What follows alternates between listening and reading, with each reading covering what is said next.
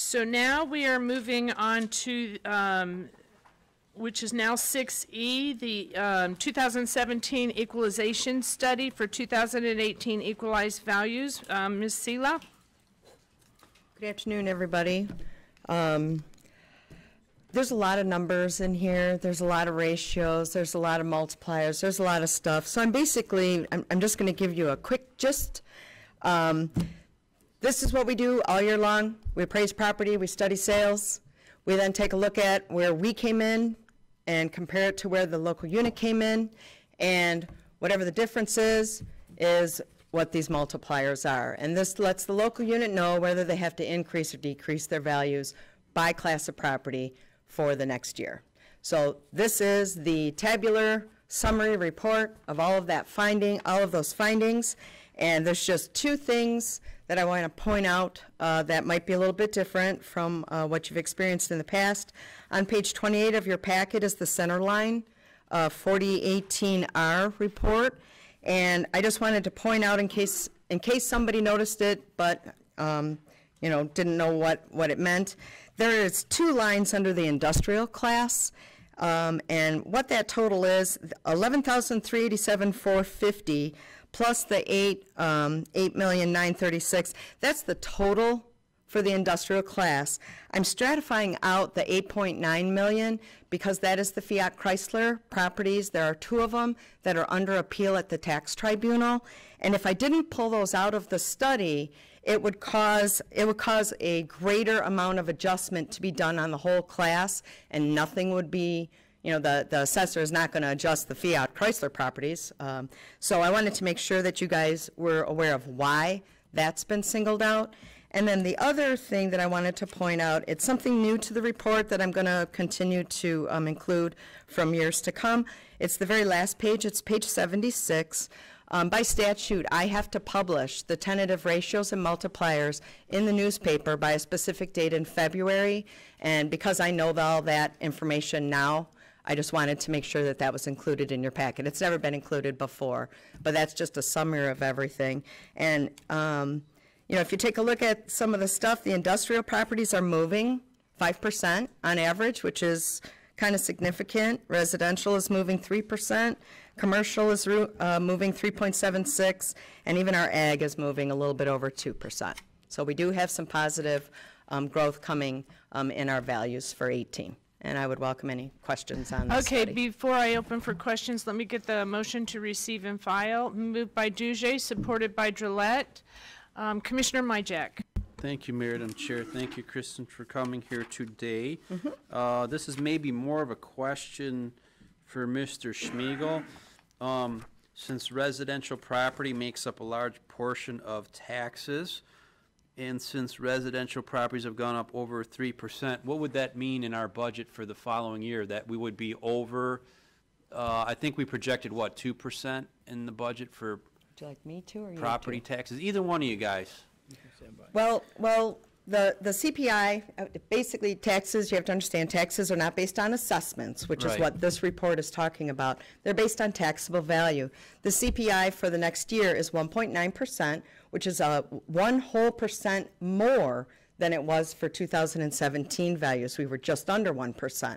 So we know that the taxable value, as long as there was no loss to the properties, a significant amount of loss, which there never is, we know that the taxable value is going to increase at least 1.9% for next year. Okay. So when we were talking budgets, we said 2%. We're right on line with budget then. Right. Or and, just under. And we do have some big properties coming in, in the next year. We have some significant changes. There's a lot of permits still being pulled. So all of that stuff isn't even in play, yet, because we don't know what those values will be. So all of that will be on top of the 1.9% increase due to the CPI. Do you have anything to add, Steve, on that? Yeah. Sure. So I think, it's fair to say that we're going to exceed the 2%. Every 1% is about $1.2 million of revenue. So $120,000 for every 10th. Okay. So, if we come in at 3, then it's an extra $1.2 million to the budget. Okay. So, Very good. And back but to, I'm not saying it's going to be there, but just Right. as a point of reference for you. right, thank you very much. And back to you, Kristen, you said big properties. What do you mean by that, project? Well, we have the Amazon, Okay. you know, so we have what is it, a 1 point, I can't remember what, Mr. Hackle said for, the overall square footage, but it's over 1 million square feet, so that's a significant, But how much of building that size. is, how much of that is, I mean, as an example, a lot of that isn't that going to be abated through taxes and stuff, or? well, yeah, but the brownfield, you know, it's a little bit. We're going to the collect a tax- little bit from that, is what you're saying? Yeah, yeah. Okay. But it's more than what we have right now. Right. Because we have right. nothing there right now. Thank you. You know, and then they have a sizable, sizable industrial building that was just completed right on the corner of 24 and Cherry Creek. And it's rather large. It's almost too large, really. But it's new, so that'll be new property to the roll. And I'm not sure if there's any tax abatements or anything in process on that. I won't find out until they turn the values in March. But I know Macomb Township still has, you know, 500-600 new residential permits. There will be no abatements on those. You know, so we do have new value coming onto the roll in addition to that 1.9. I will point out, though, too, and it's asterisked in the tabular report, we still have the industrial personal property exemption in play.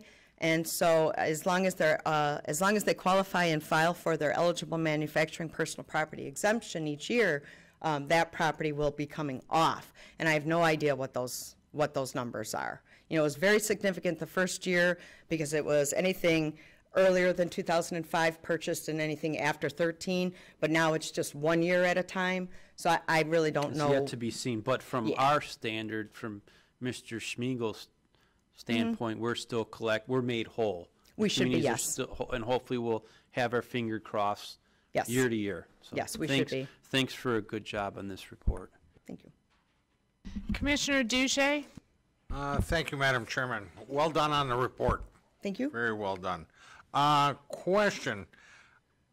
Do we have any platted subdivisions that have been put in the last year that you know of?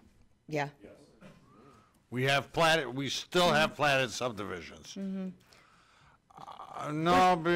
We're seeing a lot of growth on subdivisions that were platted years ago and absolutely nothing was done. You know, they were put in place, Really? but not one house was constructed. And so, you know, just drive over by Sam's Club in back of their Utica. You would Well, not even I'm believe what's asking going on because back there. everybody went bananas with the site condo developments, that you had the building envelope versus the platted subdivision. There really is no difference, though, when it comes to the taxes. It's just a faster process. Yeah. Well, that's why I was asking, Yeah. but we still have platted subdivisions going in, which is surprising. Very good. Thank you very much. All right. Please vote on the receive and file.